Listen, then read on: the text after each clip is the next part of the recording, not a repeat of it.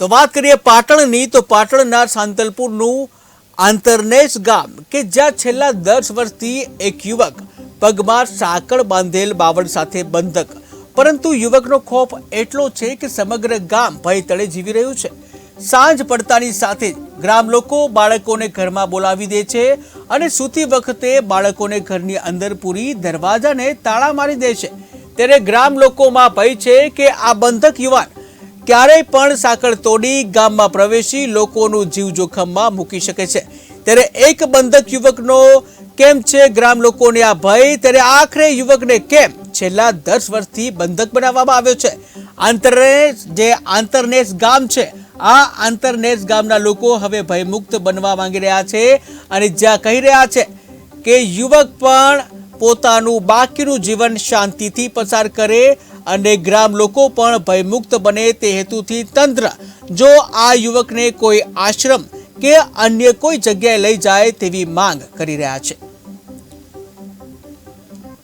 બંધક બનાવવાનું કારણ છે કે જે એક ઘટના બની ત્યાંથી અમારે આખા ગામને ભયમુક્ત થઈ ગયા છે કે જે વસ્તુ એના બાપ માથે સૂતા બાપ માથે હુમલો કર્યો અને એનો હાથ કાપી નાખ્યો હતો, એટલે આખું ગામ ભયમુક્ત થઈ ગયું। એટલે ભયમાં આવી ગયું કે મારો બેટો આનો છોકરો, પછી અમે આખા ગામે જઈને એના બાપને કીધું કે ભાઈ આ તારો છોકરો કોઈ બીજાને કાપી નાખશે, સૂતાને તો શું કરશો? જાગ્રત ને તો જાગૃત હોય ત્યારે તો આ હુમલો નથી કરતો, સૂતા હોય ત્યારે જ હુમલો કરે છે। તો આનો પરિણામ કોઈક દી ખરાબ આવે તો ગામના લોકોને કોઈક મારી નાખશે હુમલો કરીને, તો શું જવાબ આપીશ? પછી એને બાપને પોતે કીધું કે હું મારા છોકરાને બંધક બનાવશો, મને નથી છોડ્યો તો ગામનાને કઈ રીતે છોડશે?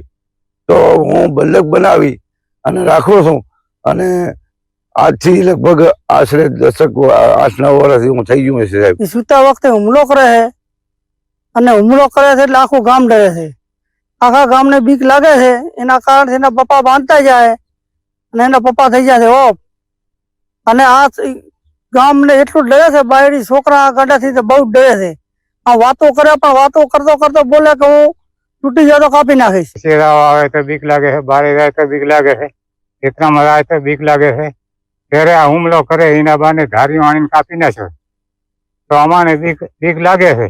તો આનું તમે સરકાર છો અને ગમે તે કોઈક નિર્ણય ત્યાં ખાડે ઠકાણે મેકો તો અમાને બીક ના લાગે, રાતના હોતા નથી, અમે તાળા મારીને સૂઈએ છીએ। એને 10 વર્ષથી બંધામાં આવ્યા છે અને જમવામાં એને સાંજે અને સવારે 2 ટાઈમ આપવામાં આવે છે અને એ બાંધલ પડ્યો છે। ગામમાં બહુ જ ભયંકર છે, બધે વસ્તી લોકો બીયા ને, બચ્ચા બીયા, કોઈ મહિલા બીયા અને બહુ બીયા કોને, અને કોક માંગ તો એવી છે કે એને કોઈ સારી જગ્યાએ મોકલવામાં આવે। એ મહિલા બહુ બીયા છે, એ છોકરો એમ કે છે મને છોડશો તો હું આખા ગામને મારીશ। કોઈ મહિલા રાતી નહીં, રાત બને કોઈ છોકરો ફરકતો નથી અને એના બીકથી અમે તાળા મારી નાખીએ ઘરમાં પૂરી છોકરાને, એટલે બીયા છે। દિવસે ઈ બાજુ નથી જાતા છોકરા।